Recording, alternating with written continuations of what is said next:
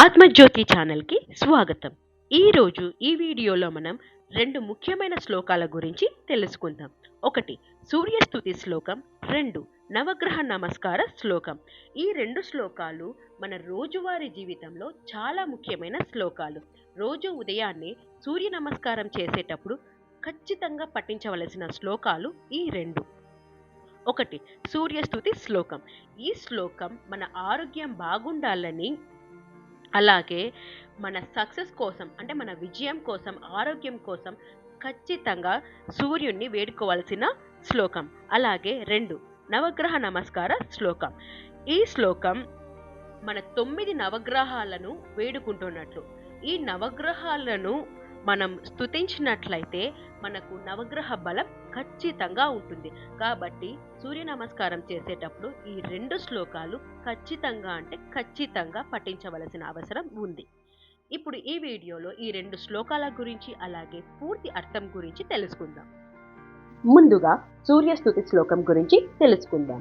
శ్లోకం: నమః సూర్యాయ శాంతాయ సర్వరోగ నివారిణి ఆయురారోగ్యమైశ్వర్యం దేహి దేవః జగత్పతే. ఇప్పుడు సూర్యస్తుతి శ్లోకం యొక్క పూర్తి అర్థాన్ని తెలుసుకుందాం. ఓ సూర్యదేవ, శాంతి స్వరూపుడవైన నీకు మా నమస్కారములు.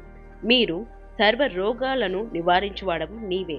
మాకు ఆయుష్ని, ఆరోగ్యాన్ని, ఐశ్వర్యాన్ని ప్రసాదించండి అని మేము మిమ్మల్ని నమస్కరిస్తున్నాము అని అర్థము. అలాగే ఇప్పుడు నవగ్రహ నమస్కార శ్లోకం గురించి కూడా తెలుసుకుందాం.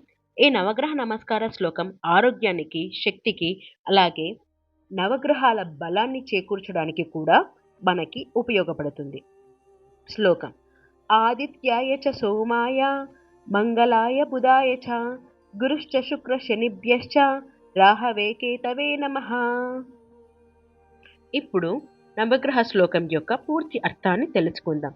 నవగ్రహాలు ఆదిత్యుడు, సోముడు, మంగళుడు, బుధుడు, గురు, శుక్రుడు, శనిగ్రహుడు, అలాగే రాహువు, కేతువులకు మా నమస్కారములు.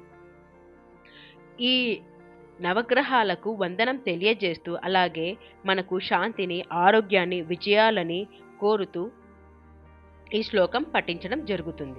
అంటే మన నవగ్రహ బలం కోసం ఈ శ్లోకాన్ని ఖచ్చితంగా పఠించాలి. ఈ శ్లోకం వల్ల మనకి ఉపయోగం ఏమిటి అంటే, మనకి నవగ్రహ అనుకూలం చాలా ముఖ్యం.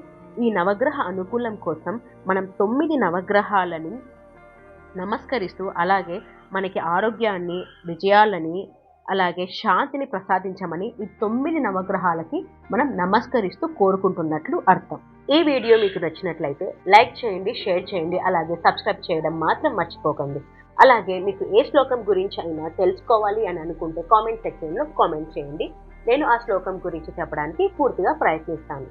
నెక్స్ట్ వీడియోలో మరొక శ్లోకం అలాగే దాని యొక్క ప్రాముఖ్యత గురించి మీకు పూర్తిగా చెప్తాను.